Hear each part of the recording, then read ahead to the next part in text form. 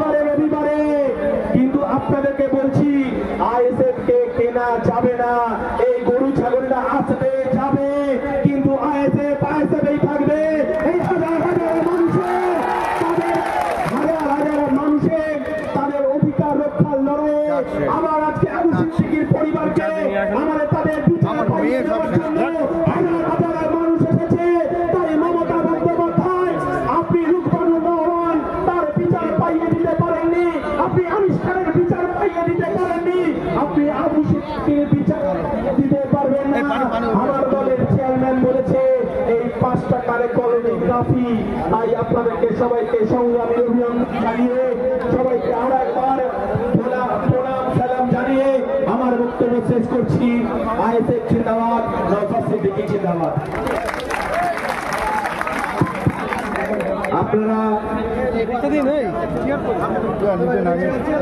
যার কথা শোনার জন্য অধীর আগ্রহ অপেক্ষা করছেন তিনি আমাদের মধ্যে হাজির। আমাদের প্রিয় নেতা, আমাদের দলের চেয়ারম্যান, ভাঙড়ের বিধায়ক এখন বলছেন আমাদের দলের চেয়ারম্যান নওশাদ সিদ্দিকী সাহেব।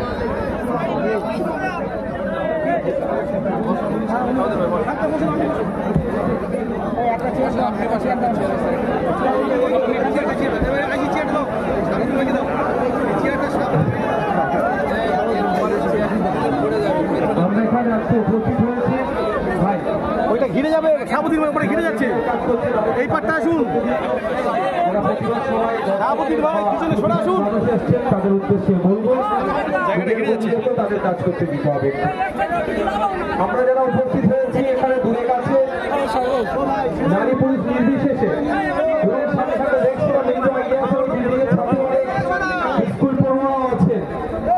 আমাদের লক্ষ্য উদ্দেশ্যটা কি আছে এখানে উপস্থিতির জন্য?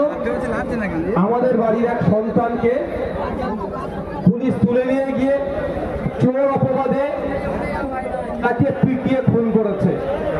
যারা খুনি এবং এর সাথে যারা যুক্ত আছে তারা প্রত্যেকে যাতে শাস্তি পায় সেই লক্ষ্যে আমরা এখানে প্রতিবাদ সভায় উপস্থিত হয়েছি। বন্ধুগণ, আপনাদের জানতে হবে, আপনাদেরকে জানেন বিচার ব্যবস্থা আইনের প্রতি আমরা শ্রদ্ধা রাখি আর শ্রদ্ধা রেখে যাব। প্রশাসনের যদি দু একটা পুলিশ খারাপ কাজ করে, আইন বহির্ভূত কাজ করে, তার জন্য আমরা সমগ্র প্রশাসনকে খারাপ বলতে পারি না আর বলবো না।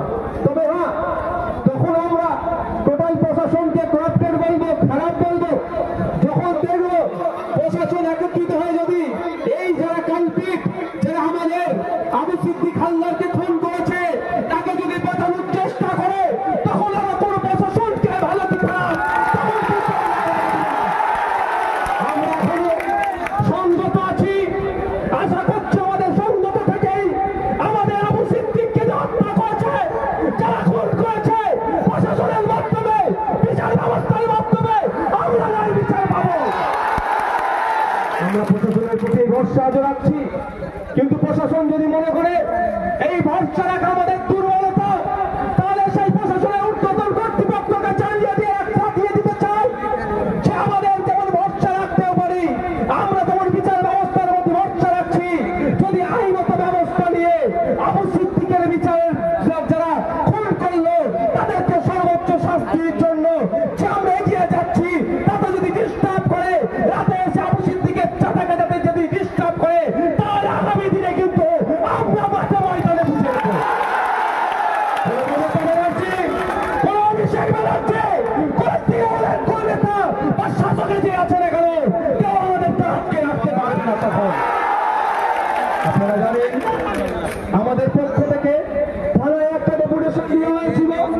আমরা শান্তপ্রিয় মানুষ, আমরা সামাজিক বিচার ব্যবস্থাকে প্রশাসনকে সম্মান দিই, সেই জন্য আমরা শান্তিতে বিশ্বাস করি।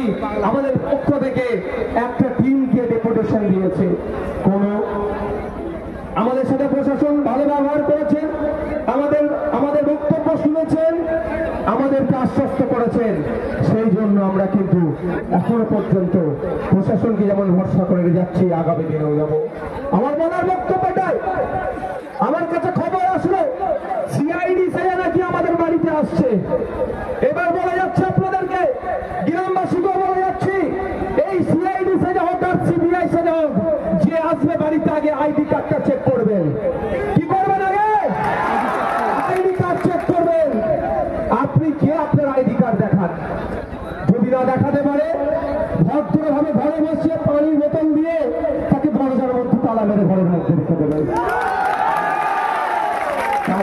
আমাদেরকে জীবন সিআইডি আসতে পারে, কিন্তু আমি খবর পেলাম যে আমাদের সাথে যোগাযোগ হয়েছে, আমরা যেই বললাম ওরা আইডি কার্ডটা দেখতে চাও তো, তখন সুর করে পালিয়ে গেল। এটা ভয়ের বাতাবরণ করার চেষ্টা হচ্ছে। একের পর এক ছেলেকে কোনো জায়গায় পিটিয়ে মারছে, কোনো জায়গায় থানায় তুলে নিয়ে গিয়ে মারছে, কোনো জায়গায় মিথ্যা কেস দিয়ে এই মুসলিম সমাজের যুব সম্প্রদায়গুলোকে, আদিবাসী দলিত পরিবারের ছেলেগুলোকে, যারা একটু প্রতিবাদী, যারা অন্যায়ের বিরুদ্ধে কথা বলে, তাদের মুখকে বন্ধ করার চেষ্টা করছে। আর হতে দেওয়া যায় না। আমরা এখানে দাঁড়িয়ে শপথ করতে হবে আমাদেরকে। আমরা আনিস খানকে যেমন ভুলছি না, গত বছরে পুলিশ কাস্টডিতে শিকারী মোড়াকে এত অত্যাচার তার উপরে করেছিল, তাকে মৃত্যুর কোলে ঢলে পড়তে হয়েছিল, তাকেও আমরা ভুলবো না। এই জায়গায় দাঁড়িয়ে আমাদেরকে শপথ নিতে হবে।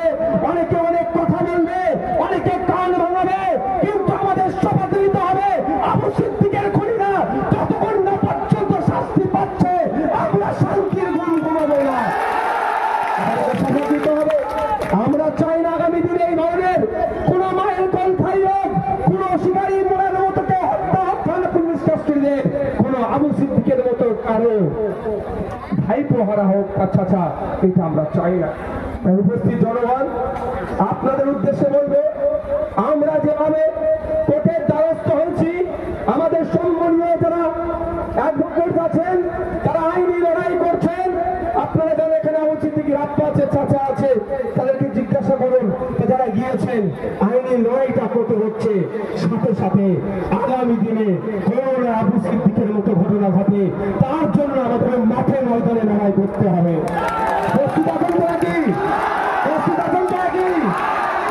আর একটা কথা, আমি যখন আসছিলাম আমার কাছে একটা ফোন গেল, আমাদের এখান থেকে নাকি কেউ পুলিশকে দেখে তেড়ে যাচ্ছিল। এটা কখনোই কাম্য নয়।